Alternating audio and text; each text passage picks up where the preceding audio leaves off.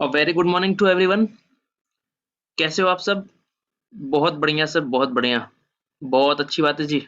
चलिए, सब कुशल मंगल है। All fine. मैं भी बहुत बढ़िया सर। आज का जो अपना क्लास रहने वाला है वो बहुत ही जबरदस्त इंपॉर्टेंट क्लास है। एग्जाम पॉइंट ऑफ व्यू से भी क्वेश्चंस जो आते हैं वो यहाँ से डेफिनेटली एक क्वेश्चन आपसे पूछेगा। चलो सर, अपने बात करने वाले हैं section 30, partnership act unit 2 section 30 का बात करने वाले हैं, जो कि बहुत इंपॉर्टेंट यूनिट है, जिसके अंदर अपने को बात करना है सर पोजीशन ऑफ माइनर या minor admitted to the benefits of partnership. Minors admitted to the benefits of partnership के बारे में बात करना है सर। बहुत इंपॉर्टेंट टॉपिक है। क्या माइनर पार्टनर बन सकता है क्या? फर्स्ट क्वेश्चन मेरा ये है आपसे कि क्या माइनर पार्टनर बन सकता है क्या? Can minor become a partner in a partnership firm? My question to you. मेरा डायरेक्ट क्वेश्चन आपसे है, क्या माइनर एक पार्टनर बन सकता है क्या किसी पार्टनरशिप फर्म में? बताओ, बताओ जी बताओ। सर नॉर्मली आप minor can not become a partner in a partnership firm. एक माइनर पार्टनरशिप फर्म में पार्टनर नहीं बन सकता है, बट इसका एक एक्सेप्शन है कि अगर सारे के सारे पार्टनर्स का कंसेंट, मतलब if consent of all the partners taken, then a minor can be admitted only for the benefits but not for the losses. Sir क्या आप बोले? कुछ समझ में नहीं आया। मैं बोला कि नॉर्मली एक माइनर पार्टनर नहीं बन सकता है, बट बट माइनर को पार्टनर बनाया जा सकता है कब? अगर बाकी के सारे पार्टनर्स का कंसेंट अगर ले लिया जाए तो अ minor can be admitted into a partnership, but only for the benefits but not for the losses. Only for the benefits of partnership but not for the losses. मतलब कि माइनर को partner बनाया जा सकता है अगर सारे पार्टनर्स की रजामंदी अगर हो तो, और वो भी ओनली फॉर द बेनिफिट्स। मतलब माइनर सिर्फ और सिर्फ प्रॉफिट एंड प्रॉपर्टी एंजॉय करेगा, लॉस के लिए माइनर लायबल नहीं होगा at any cost. Minor can be admitted into a partnership only for the benefits but not for the losses. Minor loss के लिए लायबल नहीं होगा, वो सिर्फ और सिर्फ प्रॉपर्टी एंड प्रॉफिट एंजॉय करेगा। तो अभी मैंने क्या बोला सर? पॉइंट नंबर 1 कि minor admitted to the benefits of partnership, मतलब minor can be admitted into a partnership only with the consent of all the partners and for the benefits only but not for the losses। Sir अब बच्चे लोग क्या करता है गलती, पता है कि एग्जाम में गलती क्या करता है बहुत बच्चा लोग, कि sir majority of the partners का कंसेंट अगर मिल जाए तो minor can be admitted into a partnership. नहीं मेरे बच्चों, नहीं नहीं नहीं, ऐसा मत कर देना आप लोग। आप लोग ऐसी गलती मत कर देना, एग्जाम में आपको फंसा देगा। या बहुत बच्चा लोग गलत समझ लेता है कि हाँ मेजॉरिटी का कंसेंट मिल गया तो माइनर को पार्टनर बना सकता। नहीं, मैंने क्या बोला? Consent of all the partners. यहाँ आपको सारे के सारे पार्टनर्स का कंसेंट चाहिएगा तो आप इसको अंडरलाइन कर लीजिए, with the consent of all the partners. सारे पार्टनर्स की रजामंदी होगी तो ही माइनर को अपने पार्टनर बना सकते हैं। सर आपको याद होगा कि कंसेंट ऑफ ऑल पार्टनर्स सिर्फ 3 केस में अपने को लगता है। कंसेंट ऑफ ऑल 3 केस में अपने को लगता है। जल्दी से बता दो ना कौन सा केस, जल्दी से बता दो कौन सा केस? जब हम लोग इम्प्लाइड अथॉरिटी को चेंज करते हैं, हम लोग क्या करते हैं? When change in the implied authority. Implied authority में हम लोग क्या करना चाहते हैं? कुछ चेंज करना चाहते हैं तो हम लोग को क्या करना पड़ेगा? कंसेंट ऑफ ऑल पार्टनर्स लेना पड़ेगा। जब हम लोग पार्टनरशिप फर्म के बिजनेस के नेचर को चेंज कर रहे हैं, हम लोग क्या कर रहे हैं? When the nature of the business when the nature of business of the firm changes, then consent of all partners required.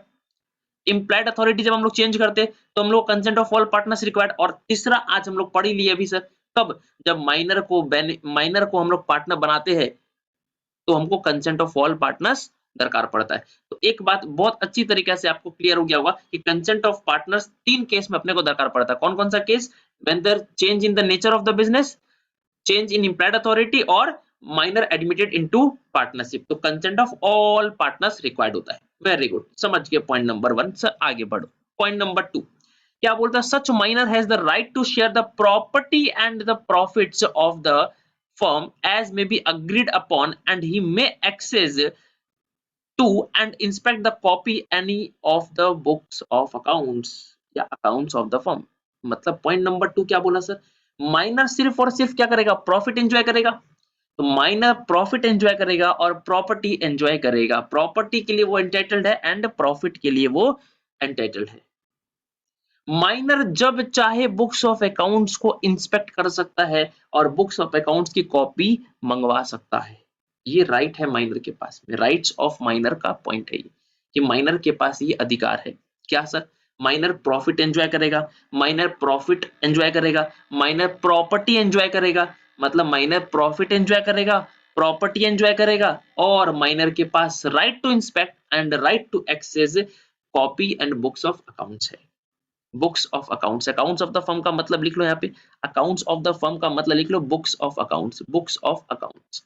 Minor के पास बुक्स ऑफ अकाउंट्स इंस्पेक्ट करने का एंड एक्सेस करने का अधिकार है, और वो जब चाहे बुक्स ऑफ अकाउंट्स की कॉपी भी मंगवा सकता है। तीसरा point sir, coming back to the next point, क्या बोलता है? Such minor share is liable for the acts of the firm but minor is not personally liable for any such act. मतलब माइनर किसी भी केस में personally liable नहीं होने वाला है। Minor can not be held personally liable at any case.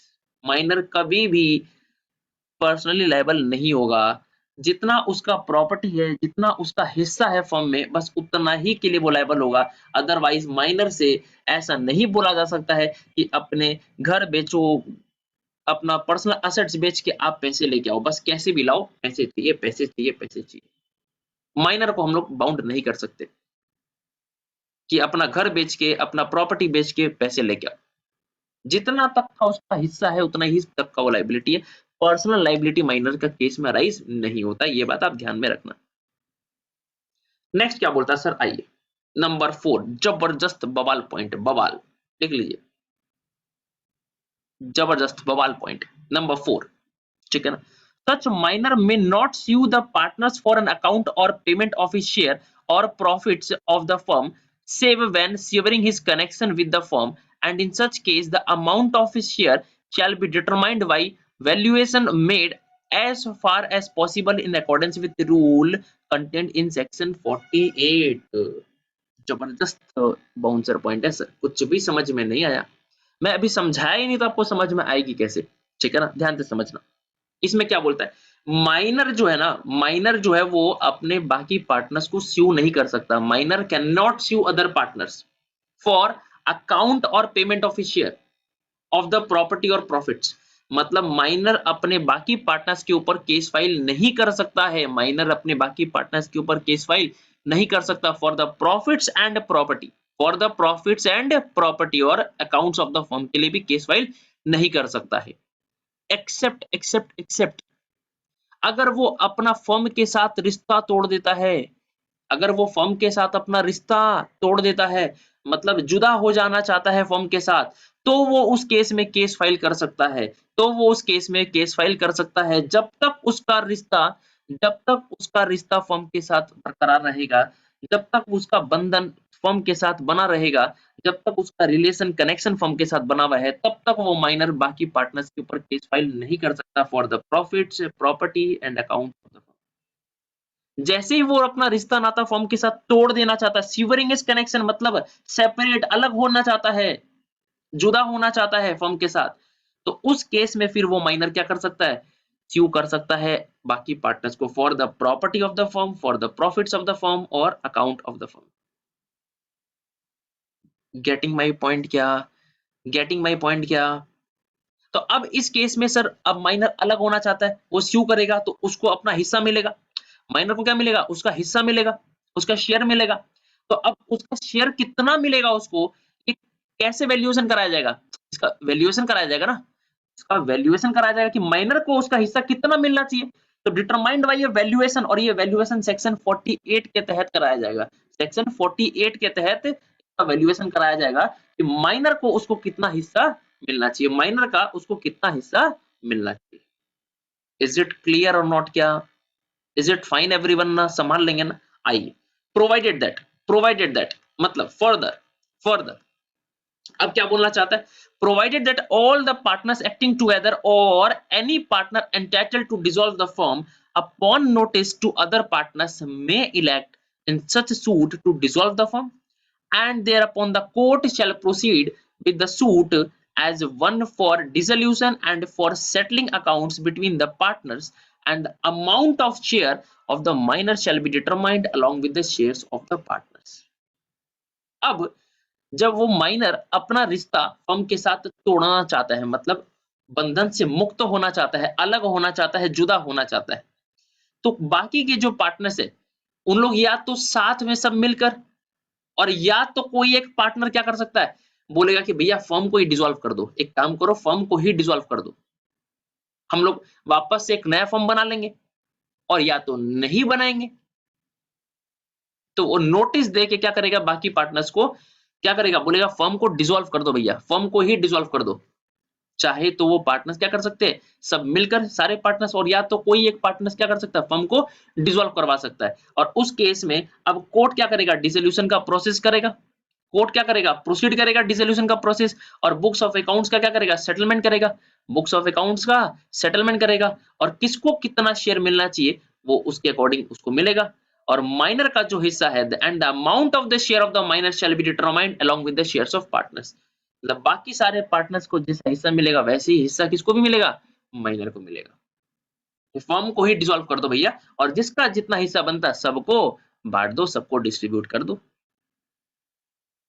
तो अभी तक हम लोगों ने सर क्या पढ़ा, 4 पॉइंट पढ़ा। सर जल्दी से एक बार रिकैप करा दीजिए ना, आप तो जल्दी जल्दी बोल के निकल गए, बट हम लोग तो सर छोटे बच्चे, नन्हे मुन्ने, इतना दिमाग एब्जॉर्व नहीं कर पाता, हम लोग का रिटेन नहीं कर पाता। एक बार जल्दी से क्योंकि रिवीजन करा दो फटाफट जल्दी से 4 पॉइंट का। आइए सर, तो हम लोग क्या पढ़ रहे थे, हेडर एक बार जल्दी से एकदम फास्ट ट्रैक, ठीक है ना। Minor admitted to the benefits of partnership पढ़ रहे थे हम लोग। क्या सर माइनर को पार्टनर बनाया जा सकता है क्या, यस मेरे दोस्त बिल्कुल माइनर को पार्टनर बनाया जा सकता है। इसके लिए 2 कंडीशन था, 2 कंडीशन क्या था जल्दी से बता दो, consent of all partners required, consent of all partners required, सारे के सारे पार्टनर्स अगर अग्री कर जाए तो हम लोग माइनर को पार्टनर बना सकते हैं, but only for the benefits not for the losses. Minor can be admitted for in the partnership only for the benefit but not for the losses. Loss के लिए माइनर लायबल नहीं होगा, वो profit और property के लिए सिर्फ entitle होगा। दूसरा पॉइंट हम लोग सर ये बात पढ़े थे कि माइनर के पास प्रॉपर्टी एंड प्रॉफिट एंजॉय करने का अधिकार है, बुक्स ऑफ अकाउंट्स इंस्पेक्ट करने का अधिकार है, बुक्स ऑफ अकाउंट्स एक्सेस करने का अधिकार है, and to obtain copy of books of accounts भी माइनर के पास अधिकार है।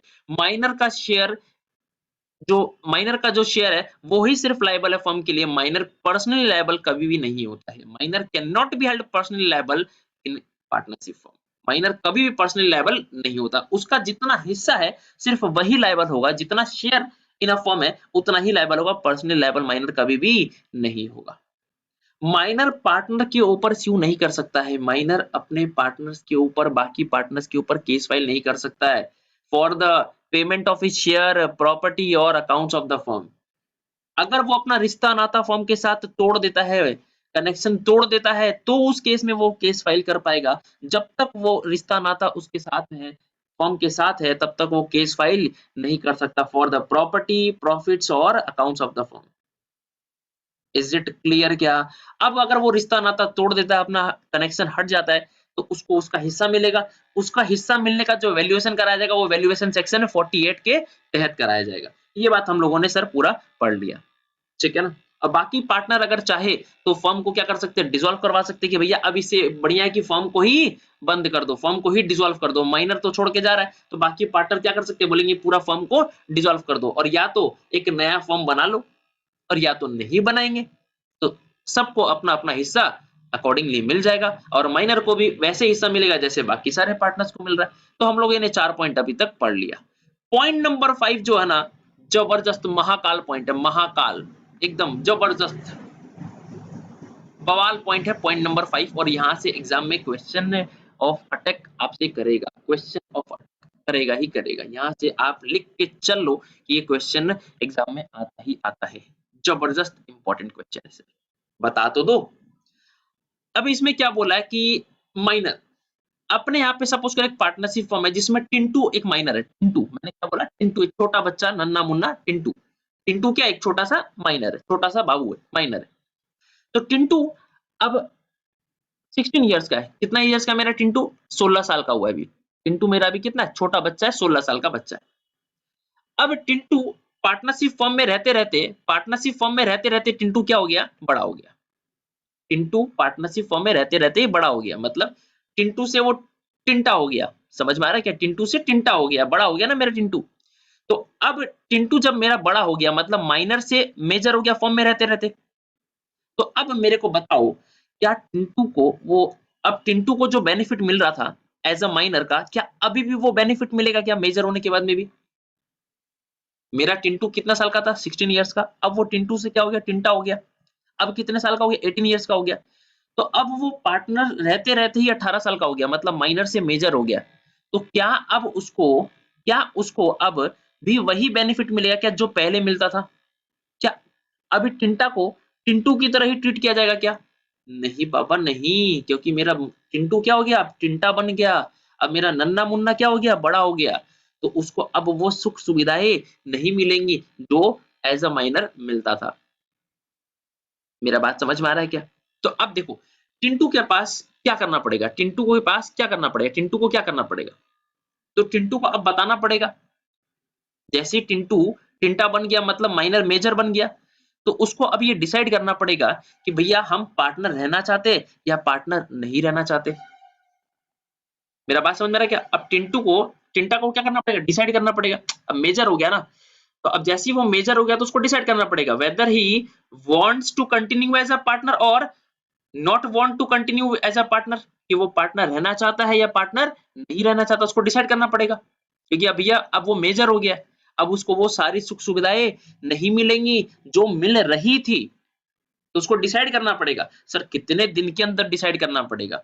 यही आपसे यहाँ पे लिखा हुआ है, यही बात यहाँ पे लिखा हुआ है और आपको एकदम ध्यान से समझना है, एकदम ध्यान से समझना, बारीकी से इस पॉइंट को आपको समझना है कि कितने दिन के अंदर उसको डिसाइड करना पड़ेगा whether he wants to continue as a partner और whether he don't want to continue as a partner. आइए एक बार थोड़ा सा पढ़ लेते हैं, इंग्लिश की कुछ लाइनें पढ़ लेते हैं फिर समझते हैं धीरे धीरे, ठीक है ना? देखो क्या लिखा हुआ है, at any time within 6 months of attaining his majority or of his obtaining knowledge that he had been admitted to the benefits of partnership whichever date is later, such person may give public notice to that he has elected to become or that he has elected not to become a partner in the firm, and such notice shall determine his position as regards the firm। Mahakal point है sir, Mahakal point है, कुछ भी नहीं समझ में आया sir, कुछ भी नहीं समझ में आया। मैं तो पहले बोला था महाकाल पॉइंट है, थोड़ा ध्यान से समझना पड़ेगा। अब देखो जैसे मेरा टिंटू अब टिंटा बन गया मतलब मेजर हो गया, मेरा नन्ना मुन्ना अब क्या हो गया? बड़ा हो गया। तो जैसे ही उसने क्या किया? मेजोरिटी अटेन कर लिया। जैसे ही वो मेजर बन गया ना, जैसे ही वो 18 साल का कंप्लीट हो गया, वहां से 6 मंथ के अंदर अंदर, वहां से 6 महीने के अंदर अंदर, और या तो फिर जिस दिन टिंटू को इस बात की जानकारी प्राप्त हो गई कि टिंटू पार्टनर बनाया गया है एक पार्टनरशिप फर्म में फॉर द बेनिफिट्स, जिस दिन उसको इस बात का नॉलेज हो जाता है टिंटू को कि वो पार्टनरशिप में पार्टनर बनाया गया है फॉर द बेनिफिट्स, जिस दिन उसको इस बात की नॉलेज हो जाए, जिस दिन उसको इस बात की जानकारी प्राप्त हो जाए, और या तो जिस दिन टिंटू मेजर बन गया है वहां से 6 महीने के अंदर अंदर। तो दो डेट क्या बोला, ध्यान से समझना, within 6 months from the date of attaining majority, within 6 months from the date of attaining majority, मतलब जिस दिन मेरा टिंटू मेजर बन गया, 18 साल कंप्लीट हो गया, वहां से 6 महीने के अंदर अंदर, और या तो फिर मेरे टिंटू को इस दिन जिस इस बात का, या तो फिर मेरे टिंटू को इस बात का जानकारी मिल गया हो, किस बात का जानकारी, कि टिंटू माइनर पार्टनरशिप फॉर्म में पार्टनर बनाया गया फॉर द बेनिफिट्स। जिस भी दिन उसको इस बात का एहसास हो जाए, जिस भी दिन उसको इस बात का पता चल जाए, दोनों डेट में से जो डेट बाद में आए ना, व्हिचएवर इज लेटर, वहां उसको डिसाइड करना पड़ेगा कि वो पार्टनर रहना चाहता है या पार्टनर नहीं रहना चाहता है। Within 6 months from the date of attaining majority or obtaining knowledge that he had been admitted to the benefits of partnership, whichever date is later, दोनों में से जो डेट बाद में आए, उसके अंदर अंदर टिंटू को क्या करना पड़ेगा? अब डिसाइड करना पड़ेगा। मतलब भाई मेरा टिंटू बड़ा हो गया ना, टिंटा हो गया ना, तो उसको डिसाइड करना पड़ेगा कि वो पार्टनर रहना चाहता है या पार्टनर नहीं रहना चाहता है। बात समझ में आ रहा है क्या? अब उसको पब्लिक नोटिस देना पड़ेगा। क्या करना पड़ेगा? पब्लिक नोटिस देना पड़ेगा कि वो पार्टनर रहना चाहता है या पार्टनर नहीं रहना चाहता है। Whichever it is later, whichever date is later में इसको क्या करना पड़ेगा, टिंटू को पब्लिक नोटिस देना पड़ेगा, लोगों को बताना पड़ेगा कि वो पार्टनर रहना चाहता है या पार्टनर नहीं रहना चाहता है। अगर रहना चाहता है तो बहुत ही अच्छी बात है, रहना चाहता है तो बहुत ही अच्छी बात है, नहीं रहना चाहता तो और भी अच्छी बात है, बट पब्लिक नोटिस देना पड़ेगा कि वेदर वो पार्टनर रहना चाहता है या पार्टनर नहीं रहना चाहता है। अब सर अगर सपोज करिए वो पब्लिक नोटिस नहीं देता है तो, अगर वो पब्लिक नोटिस नहीं देता है तो, if he fails to give a public notice, तो वो क्या कर लिया जाएगा, ऑटोमेटिकली वो मान लिया जाएगा कि वो पार्टनर है। अगर वो पब्लिक नोटिस फेल कर जाता है, whichever date is later में वो पब्लिक नोटिस देना फेल कर जाता है, तो वो deemed to be a partner मान लिया जाएगा, मतलब वो पार्टनर मान लिया जाएगा। अभी क्योंकि वो पार्टनर मान लिया जाएगा ना, तो अब उसका लायबिलिटी भी अराइज हो जाएगा। अब उसका लायबिलिटी भी अराइज हो जाएगा, क्योंकि अब तो वो टिंटू नहीं रहा ना, अब तो वो टिंटा बन गया, अब तो वो मेजर हो गया। तो बाकी सारे जो पार्टनर्स का राइट्स एंड लायबिलिटीज है ना, अब वो सारा राइट्स एंड लायबिलिटीज भी टिंटू का भी सेम हो जाएगा, क्योंकि अब वो मेजर हो गया ना, अब तो वो माइनर नहीं है ना। अब क्योंकि वो पार्टनर मान लिया गया है, क्योंकि पब्लिक नोटिस नहीं दिया है। अगर तुमको नहीं रहना था तो तुमको पब्लिक नोटिस दे देना चाहिए था। तो पब्लिक नोटिस अगर तुम फेल कर गया, तो अब तुम पार्टनर मान लिया जाएगा, और क्योंकि तुम पार्टनर मान लिया जाएगा, तो बाकी जैसे लोगों को ट्रीट किया जाता है, अब वैसे ही तुमको भी ट्रीट किया जाएगा। तुमको जो स्पेशल प्रिविलेज जो मिल रहा था कि पर्सनल लायबिलिटी नहीं होगा, वो अब प्रिविलेज तुमको नहीं मिलेगा, क्योंकि अब तुम टिंटू से टिंटा बन गया है। गेटिंग माई पॉइंट क्या? Getting my point everyone? चलो फाइन।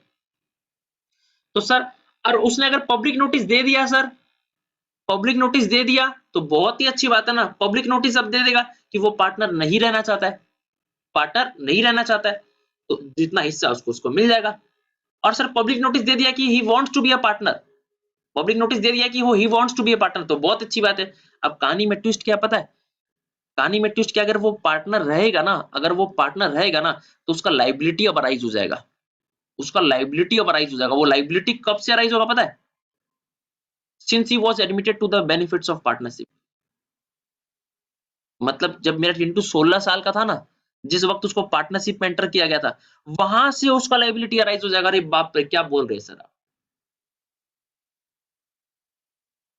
नहीं समझ में आया।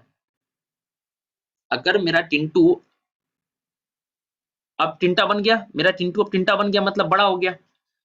अब वो डिसाइड करना चाह रहा है कि वो पार्टनर रहेगा। टिंटा डिसाइड कर रहा है कि वो पार्टनर रहना चाहता है फर्म में, तो अब वो लायबिलिटी आ जाएगा उसका भी। बाकी जैसे पार्टनर्स का लायबिलिटी है, वैसे उसका भी लायबिलिटी आ जाएगा। वो लायबिलिटी कब से आएगा? जिस दिन वो डिसाइड किया है पार्टनर रहना चाहता, तब से नहीं।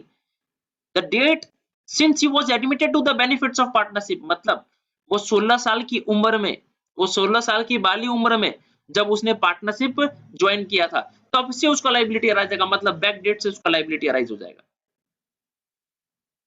Since he was admitted to the benefits of partnership, वहां से वो लायबल हो जाएगा।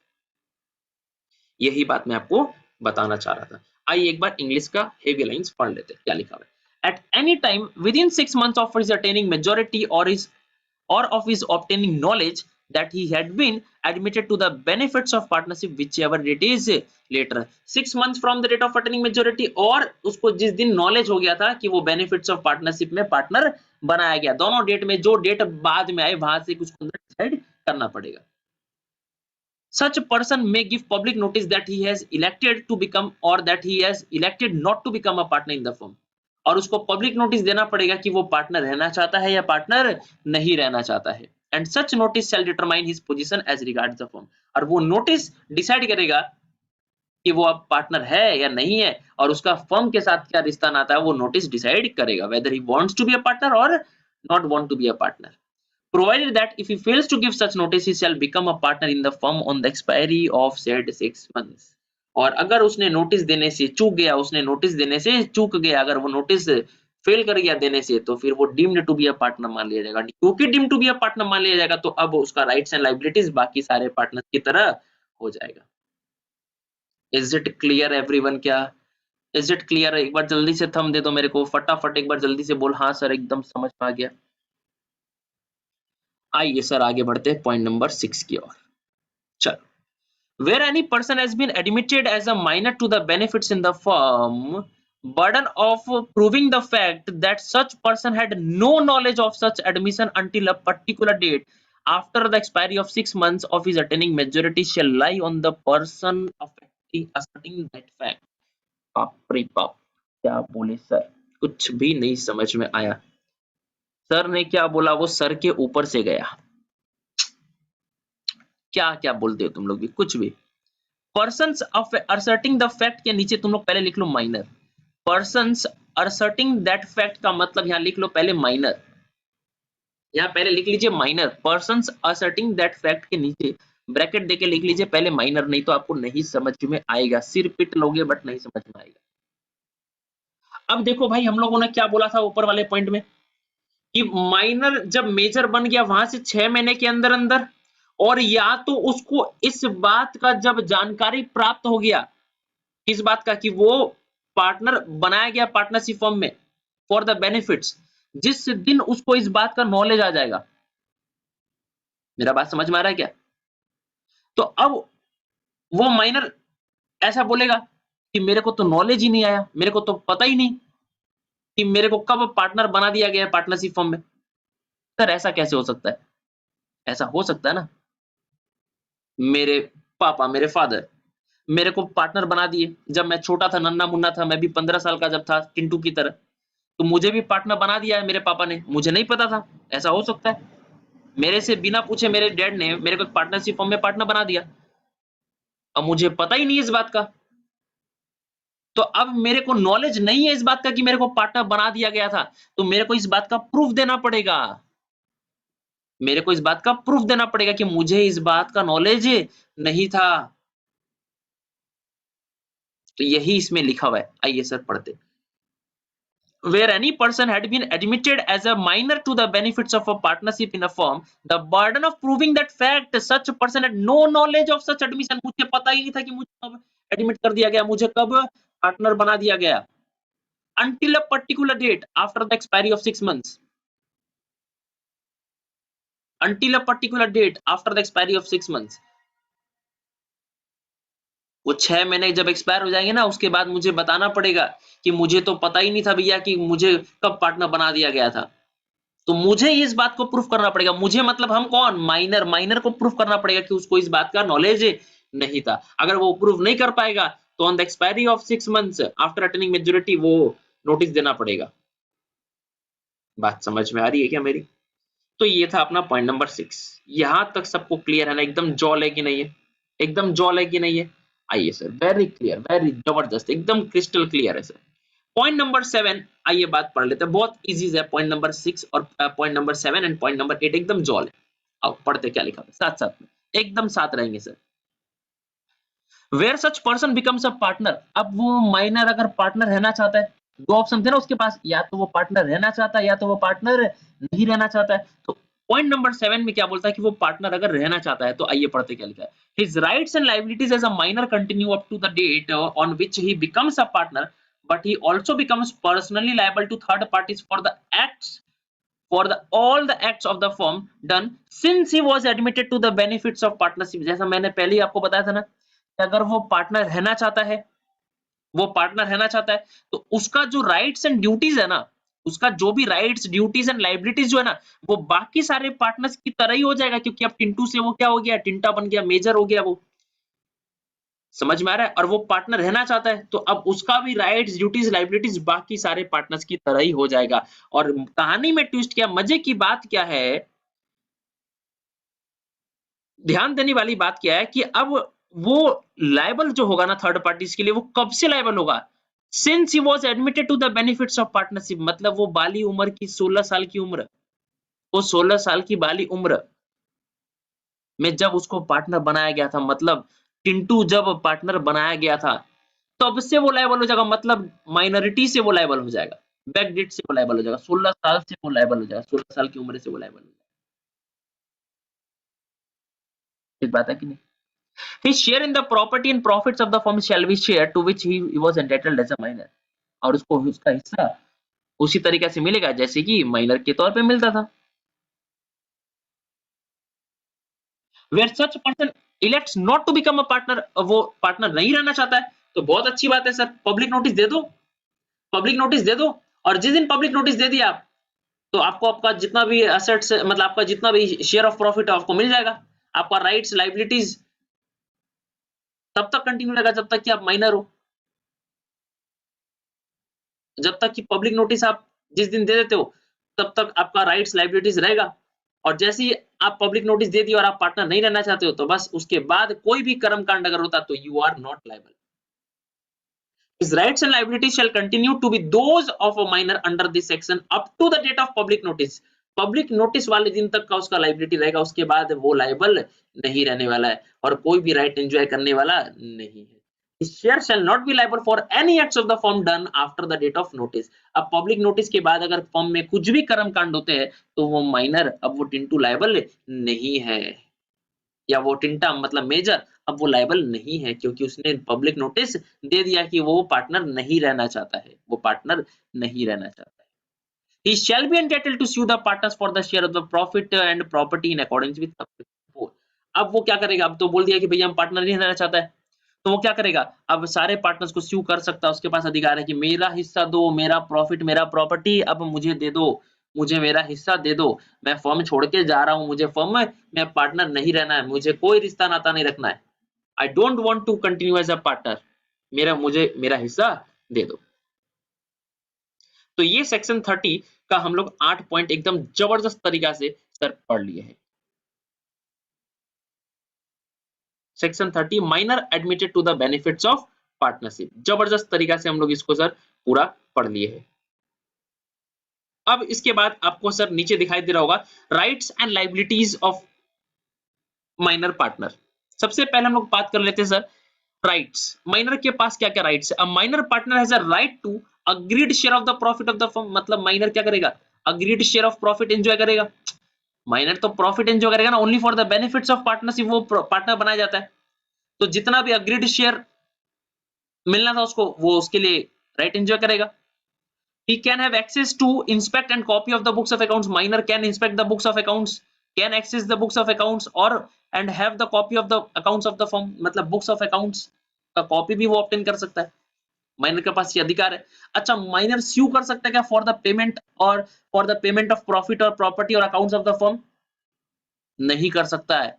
हाँ, अगर वो फर्म के साथ सीवरिंग इज कनेक्शन मतलब अपना रिश्ता नाता अगर तोड़ देता है तो उस वक्त वो बिल्कुल केस फाइल कर सकता है, अदरवाइज ही मे नॉट स्यू।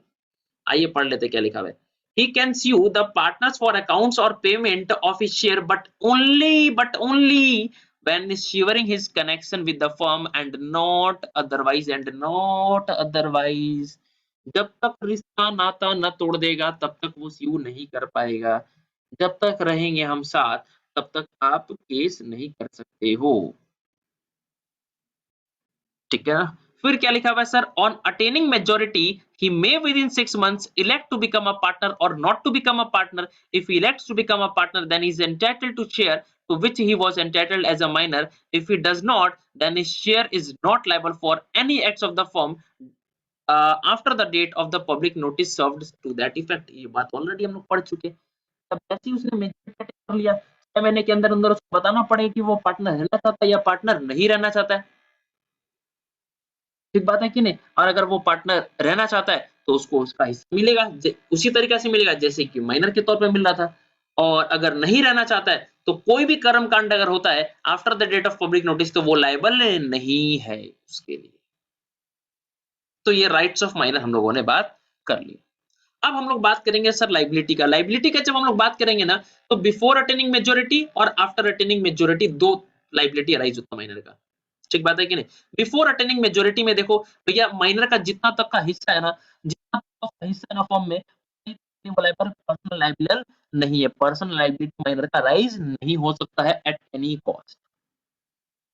तो आइए पढ़ते क्या लिखा बिफोर अटेनिंग मेजोरिटी का point number A. The liability of the minor is confined only to the extent of his share in the profits and the property of the firm। जितना तक का उसका हिस्सेदारी है उतना ही तक के लिए वो लायबल है, उससे ज्यादा लायबल नहीं है। Minor has no personal liability for the debts of the firm incurred during his minority। Minority के दौरान माइनर कभी भी किसी भी केस में पर्सनल लायबल नहीं हो सकता है। पॉइंट नंबर 3 क्या पढ़े सर हम लोग, minor can not be declared insolvent, minor कभी भी इंसॉल्वेंट डिक्लेयर नहीं हो सकता है, but if the firm is declared insolvent, but firm तो इंसॉल्वेंट हो सकता है, yes my dear students, firm बिल्कुल इंसॉल्वेंट हो सकता है, बट माइनर कभी भी इंसॉल्वेंट डिक्लेयर नहीं हो सकता है। तो सर अगर फर्म अगर इंसॉल्वेंट हो गया तो माइनर का हिस्सा कैसे मिलेगा, माइनर का जो हिस्सेदारी है वो किसे मिलेगा, तो माइनर का जो हिस्सेदारी है ना, माइनर माइनर का जो हिस्सा है, शेयर है, वो किसके पास चल जाएगा, ऑफिशियल रिसीवर और असाइनी के पास चल जाएगा, कोर्ट के द्वारा ऑफिशियल रिसीवर और असाइनी को अपॉइंट किया जाता है, और फिर वो क्या करेगा, माइनर का जितना भी हिस्सा अपने पास रख कर रखेगा। इज इट फाइन एवरीवन, यहां तक क्लियर है आप लोग को, चलिए आगे बढ़ते हैं। आफ्टर अटेनिंग मेजोरिटी, अब मेरा टिंटू टिंटा हो गया, बड़ा हो गया, अब मेरा नन्ना मुन्ना बड़ा हो गया, ठीक है ना। आइए तो उस केस में क्या होगा, आफ्टर अटेनिंग मेजोरिटी लाइबिलिटी होगा क्या सर, बिल्कुल लाइबिलिटी होगा, मैंने आप लोगों को बता ही दिया था। चलो, with in 6 months of his attaining majority और on his obtaining knowledge that he had been admitted to the benefits of partnership whichever it is later, the minor partner has to decide whether he shall remain a partner or leave the firm। अब जैसे ही मेरा टिंटू major हो गया तो उसके 6 महीने के अंदर अंदर, और या तो उसको जिस दिन भी इस बात का नॉलेज हो गया था कि वो पार्टनर बनाया गया ओनली फॉर द बेनिफिट्स, तो दोनों डेट में जो लेटर हो, जो बाद में जो डेट आए, उसके अंदर अंदर उसको डिसाइड करना पड़ेगा कि वो पार्टनर रहना चाहता है या फर्म को छोड़ना चाहता है। अगर वो फर्म को छोड़ना चाहता है तो पब्लिक नोटिस दो, फर्म को छोड़ना चाहता है तो पब्लिक नोटिस दो कि don't want to be a partner. समझ में आ रही है मेरी बात। और अगर सर पब्लिक नोटिस नहीं दिया, टाइम के रहते रहते पब्लिक नोटिस नहीं दिया, तो वो deemed to be a partner मान लिया जाएगा, और deemed to be a partner मान लिया जाएगा तो उसका लायबिलिटी जो है अब वो बैक डेट से राइज हो जाएगा। बैक डेट से मतलब since he was admitted to the benefit partnership, since he was admitted to the benefits of partnership, वहां से उसका लायबिलिटी राइज हो जाएगा। यस एकदम बिल्कुल। अब when he becomes a partner, अब वो अगर पार्टनर रहना चाहता है, अगर वो पार्टनर रहना चाहता है, वही वाली बात है सर, सेम बात। If the minor becomes a partner on his own willingness, मतलब अपनी मर्जी से अपनी इच्छा से अगर वो पार्टनर रहना चाहता है, and such notice shall determine his position regards the firm, if he fails to do so he shall become a partner in the firm on the expiry of the 6 months, मतलब automatically वो partner बन जाएगा। कब, अगर वो fail कर जाएगा public notice देने से। तो he becomes personally liable to third parties for all the acts of the firm done since he was admitted to the benefits of partnership, already बता चुके। his share in the property and the profits of the firm remains to the same he was entitled as a minor, उसका profit property उतना ही रहेगा, मतलब उसको वैसे ही हिस्सा मिलेगा, अभी भी उसको वैसे हिस्सा मिलेगा जैसे कि पहले मिलता था, ठीक है ना। उसका प्रॉपर्टी एंड प्रॉफिट्स में शेयर में उसका share in the profit and property remains the same, वो सेम रहेगा जैसे कि पहले मिलता था, वो आज भी मिलेगा, जैसा मिलते चले आ रहा है वैसे ही तुमको अभी भी मिलता रहेगा, जो मिलता था वो आज भी मिलता रहेगा, ठीक है ना। when he elects not to become a partner, वो पार्टनर नहीं रहना चाहता है, तो पब्लिक नोटिस जब तक देगा ना, जिस दिन पब्लिक नोटिस देगा तब तक का उसका लायबिलिटी है, तब तक का उसका राइट्स है, पब्लिक नोटिस देने के बाद उसका rights and liabilities. his share shall not be liable for any acts of the firm done after the date of notice, date of notice के बाद अगर कोई कर्म कांड होता तो माइनर लायबल नहीं होगा, वो पार्टनर अब लायबल नहीं होगा, क्योंकि उसने तो नोटिस दे दिया था कि मैं पार्टनर नहीं रहना चाहता हूं। He shall be entitled to sue the partners for his share of the property and profits. It may be noted that such minor shall give notice to the registrar that he has or has not become a partner. और वो बाकी partners को क्या करेगा, स्यू करेगा कि भैया मुझे मेरा हिस्सा दो, मैं तो फर्म को छोड़कर जा रहा हूं, टाटा बाय कर रहा हूं, फर्म के साथ कनेक्शन तोड़ रहा हूं, रिश्ता नाता तोड़ रहा हूं, अब मुझे मेरा हिस्सा दे दो।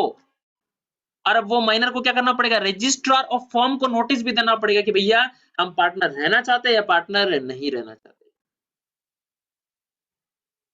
तो यहां तक हम लोगों ने सर पूरा टॉपिक कवर कर लिया है कि minor admitted into benefits of the partnership, section 30 हम लोगों ने पूरा जबरदस्त तरीके से पढ़ लिया है। तो ये टॉपिक हम लोग का सर आज यहीं पे स्टॉप होता है। नेक्स्ट टॉपिक फिर हम लोग मिलेंगे नेक्स्ट क्लास में, तब तक के लिए tata bye bye, thank you so much.